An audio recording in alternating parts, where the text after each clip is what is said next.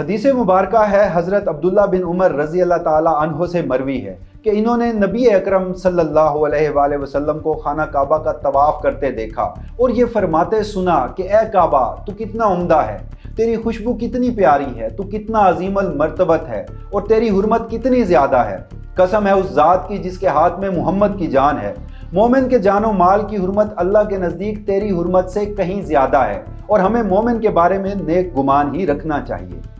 چند دن پہلے ویسے ہی بیٹھے بٹھائے مجھے اچانک خیال آیا کہ میاں گوگل کی مدد سے یہ تو معلوم کیا جائے کہ جدید دنیا کے ترقی یافتہ ممالک کے معاشرے جو ہیں ان کے پیچھے کارفرما عوامل کیا ہیں۔ یہاں ترقی سے میری مراد انسانی ترقی ہے، نہ کہ کون سا معاشرہ دوسروں کو کچلنے کی کتنی صلاحیت رکھتا ہے، کیونکہ معاشرتی ترقی کے جو پیمانے مثلاً سفارتی اور عسکری ترقی وغیرہ ہم نے بادی نظر میں طے کر لیے ہیں، ان کا انسانی ترقی سے تعلق واجب نہیں، اور اس بات کا ادراک مجھے حال ہی میں ہوا۔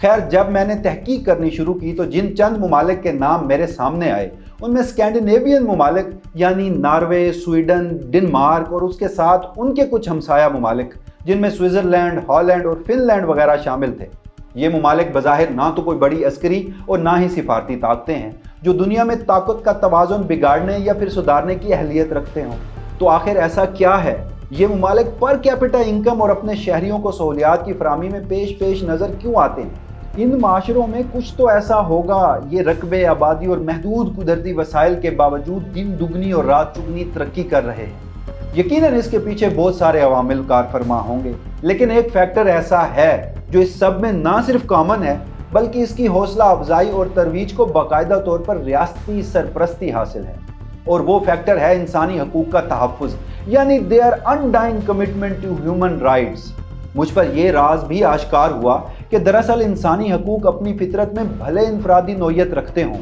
لیکن انسانی ترقی یعنی ہیومن ڈیولپمنٹ اور انسانی حقوق کا آپس میں ایک ایسا غالب تعلق ہے کہ ان کے باہم موجودگی میں دیگر تمام عوامل ثانوی معلوم ہوتے ہیں۔ اور اس موضوع کا بغور مطالعہ کیا جائے تو یہ راز بھی افشاں ہوتا ہے کہ جب ریاست حقیقی معنوں میں ہر شہری کے بنیادی حقوق جن میں مثلاً تعلیم، صحت، روزگار، انصاف، راہ دہی، عبادت اور پھر احتجاج جیسے حقوق کا نہ صرف تحفظ فراہم کرے بلکہ ان حقوق کا تقاضا کرنے کے کلچر کو بھی پروموٹ کرے تو معاشرہ ایک ساتھ اوپر اٹھتا ہے، یا یوں کہیے کہ ایسے معاشروں میں انفرادی نہیں اجتماعی معاشرتی ترقی جنم لیتی ہے۔ یہی وجہ ہے کہ مذکورہ بالا معاشروں میں ایک باعزت زندگی گزارنے کے لیے جو بنیادی ماحول یا پھر ایکو سسٹم درکار ہوتا ہے وہ بلا تخصیص میسر ہوتا ہے، پھر چاہے آپ کا تعلق اشرافیہ سے ہو یا پھر کھیت میں کام کرنے والے آپ ایک عام کسان ہوں۔ ایسی ریاست فلاحی یعنی ویلفیئر سٹیٹ کہلاتی ہے۔ جدید دنیا سے دور قدیم دنیا کے معاشروں میں جھانکیں تو قدیم یونان اور روم میں سماجی فلاح کو بنیادی انسانی حقوق سے نتھی دیکھے جانے کے مبہم اشارے ضرور ملتے ہیں۔ البتہ ظہور اسلام کے بعد نبی محترم صلی اللہ علیہ وآلہ وسلم کی سرپرستی میں مدینہ میں وجود میں آنے والا معاشرہ پہلا منظم معاشرہ تھا جس نے ریاستی سرپرستی میں انفرادی انسانی حقوق کو تحفظ فراہم کیا۔ پھر چشم فلک نے دیکھا کہ ریاست مدینہ نہ صرف اپنے شہریوں کے لیے بلکہ دنیا بھر کے لیے امن و ترقی کا مینارہ بن گئی۔ رسول خدا صلی اللہ علیہ وآلہ وسلم نے ریاست کا جو تصور پیش کیا وہ رہتی دنیا کے لیے مشعل راہ ثابت ہوا، لیکن یہ سب آسان نہیں تھا۔ اس کے لیے انہیں اپنا اور اللہ کے گھر سے ہجرت کرنی پڑی۔ یہ اپنی طرز کی ایک انوکھی ہجرت تھی جس کا مقصد ایک ایسا نظام نافذ کرنا تھا جس میں سب شہریوں کے حقوق کو تحفظ حاصل ہونا چاہیے، چاہے وہ کسی بھی رنگ، نسل یا پھر مذہب سے تعلق رکھتے ہوں۔ ایسی ہی ایک ہجرت 1300 سال بعد بھی ہوئی جو اپنی نوعیت کے اعتبار سے انسانی تاریخ کی سب سے بڑی ہجرت تھی۔ جی ہاں، میں بات کر رہا ہوں ہجرت پاکستان کی۔ فلاحی ریاست کا خواب سجائے بانیان پاکستان کی رہنمائی میں تقریباً 1.5 کروڑ انسان ہندوستان سے پاکستان پہنچے۔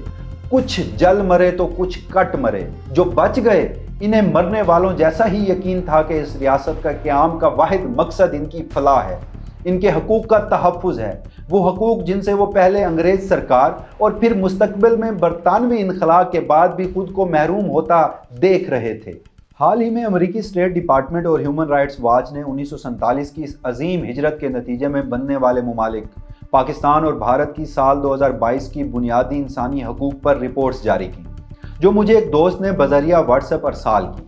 کل شب جب میں ان رپورٹس کا بغور مطالعہ کرنے بیٹھا تو معلوم ہوا کہ اسٹیٹ ڈپارٹمنٹ نے پاکستان سے متعلق 71 صفحات اور بھارت سے متعلق 57 صفحات پر مشتمل رپورٹس جاری کی ہیں۔ چونکہ یہ رپورٹس انسانی حقوق کی خلاف ورزیوں پر مشتمل ایک مستند دستاویزی حیثیت رکھتی ہیں، بلکہ ایک چارج شیٹ کا درجہ بھی رکھتی ہیں۔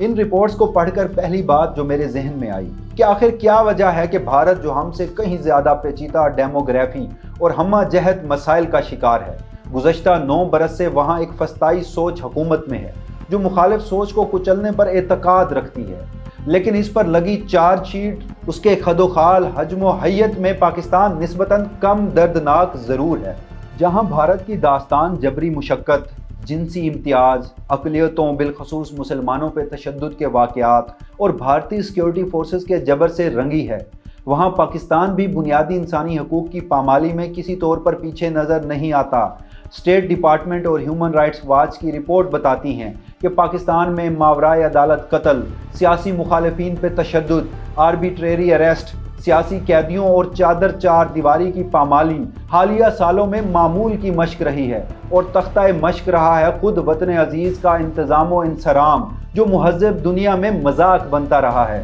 المناک ہے کہ دونوں ممالک کا میڈیا اور سرکار اپنی رپورٹس پر توجہ مرکوز کرنے کی بجائے ایک دوسرے کی رپورٹس کا تیا پانچا کرتے نظر آتے ہیں۔ کتنا ہی مشکل ہے کہ ہمارے ارباب و اختیار انسانی بنیادی حقوق کے مسودے جو کہ آئین کی اساس ہے پر عمل درآمد کریں۔ المیہ تو یہ ہے کہ ہمارا نظام انصاف جو اس مسودے کے تحفظ کا ضامن ہے، اس کے دربار عدل سے فیئر ٹرائل مانگنے پر یہ جواب سننے کو ملتا ہے کہ پتہ نہیں یہ بنیادی انسانی حقوق ہمیں کہاں لے کر جائیں گے، یہ طرز فکر اور غیر سنجیدگی ہمیں کہاں لے کر جائے گی، اس کا اندازہ لگانا ناممکنات میں سے شامل ہے۔ طاقت کے ارتکاز کے لیے بنیادی انسانی حقوق کی خلاف ورزی ایک ایسی مشق ہے جو کسی مستحکم معاشرے کی سمت بھی چند سالوں میں بگاڑ سکتی ہے، اور نتیجتاً جس کی لاٹھی اس کی بھینس کے مصداق ایک اچھا بھلا چلتا نظام لامتناہی تاریخ داروں کی نظر ہو جاتا ہے۔ آج آپ ترقی یافتہ ممالک اور لاچار دنیا کے نقشے پر نظر دوڑائیں تو ان میں فرق کا سب سے بڑا عنصر بنیادی انسانی حقوق کی پاسداری ہے۔ دنیا میں کوئی بھی ایک ایسا ملک نہیں ہے جس نے شہریوں کے بنیادی انسانی حقوق سلب کر کے ترقی کی ہو۔